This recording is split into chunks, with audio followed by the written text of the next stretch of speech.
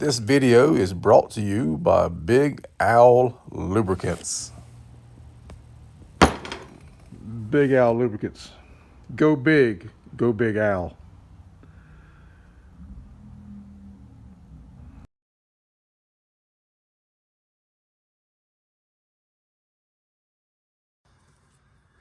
Hey guys, Bob here. So I finally had time to go back to working on Furious, my drag car, my main drag car. It's a 77 Plymouth Fury, 400 big block Mopar. And this is one of the pistons we took out, and I was going to put new rings in it, right here. Put new rings in, that's the motor right there. And when I came around to put these rings on, I couldn't get the oil rings to go in. And what we found out had happened, if you'll look right here, this skirt is really scuffed up bad, and there's rub marks right here and a little riser right there. Right here. I don't know if you guys can see that or not. So I took a file. Where's my file at? I think I've already put the file up. Yeah, I took a file and filed that riser down. Rings still would not go on. So what we did, we took a filler gauge, stacked some different filler gauges together. And if you get over here by the pin boss on this side, let me get these things in order, and the filler gauge goes in no problem. Goes all the way in and bottoms out till it hits the back of the piston. All the way around. All the way around the entire piston until you get to that spot where that riser is.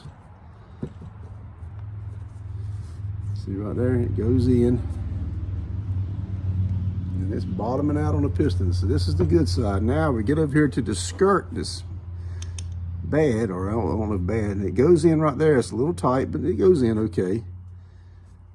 And about right here, it will not go in right there. So just that much distance from the edge of the skirt and the pin boss to right here, it will not go in. And it won't go in up here at all. It's even tighter here.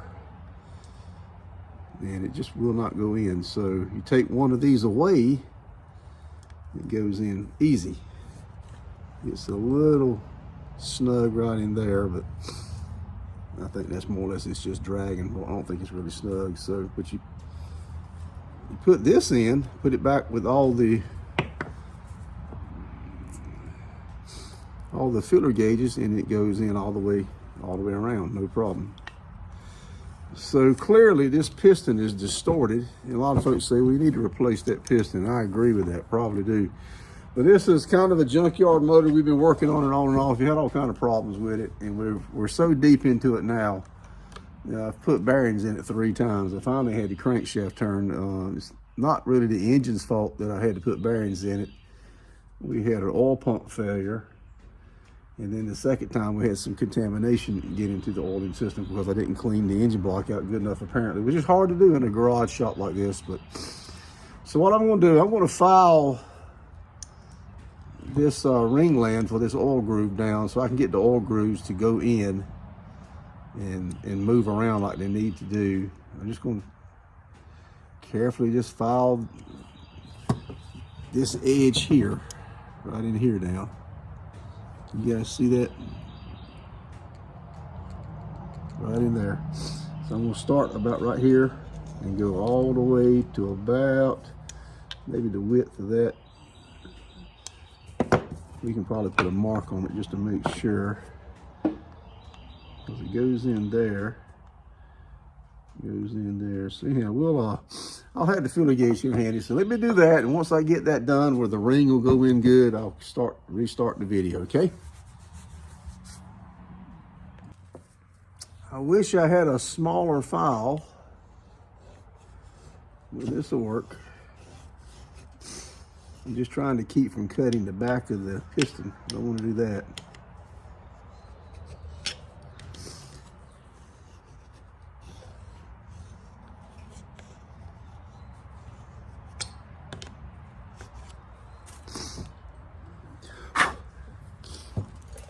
I say this is going to work. I don't know if it is or not.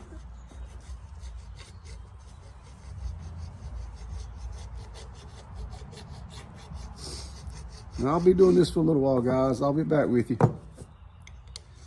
All right, guys, so the file was not working. I needed something that I could get in this groove right here. See that groove where it's open? Oh, I call that a groove. It's an open area. And the file would not allow that to happen. It was too big, and it was actually cutting the back part of the piston. Don't want to do that, so I got to thinking, and I got this sandpaper here. And it's 150 grit. And just simply do this, just like I'm doing an engine bearing, engine journal. And it cut it pretty quick. I only had to do a few swipes. And you can see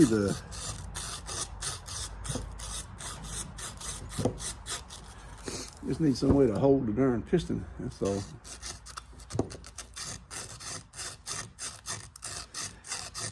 Anyhow, I'm gonna keep doing this. And see if that doesn't do the trick. I think it will. All right, folks, I think we got it. It's going in there. It's a little tight, but it's going in. It's going in there. I think it needs to be a little tight. It's going in there. And it gets a little loose. I may have sanded it down a little bit too much there, but as you can see, it's dragging all the way around, so it's touching the back of the piston. So like I said, it's a little bit tight right in there, which I think that's okay. So what I'm going to do, I'm going to put the old oil rings back on just as a test, just see if they fit, if they'll move around, because they were stuck as well. And as I work my way around the rest of the piston, see, it's tight on this side. On this good skirt, it's tight. So I think it's supposed to be a little on the tight side. So let me cut you off, and I'm going to do that. I'm going to put the old oil rings on and see how they fit. I will be right back. Okay, the old rings are on there, and as you can see, they're moving around. Yes, you can see that. And they move. I can move the rings around.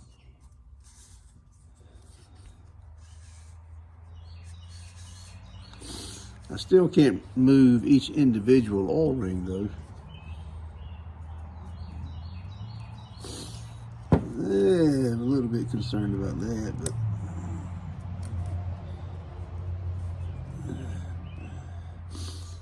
yeah, there we go. I was able to move that one a little bit, so I guess that's good enough. So I'm gonna go ahead and put the new rings on this piston and assemble the piston.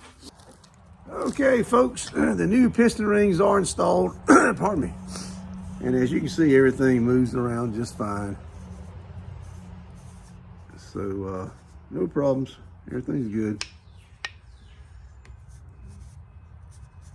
I got the gaps where I want them, so we're good there, folks. Hit that thumbs up.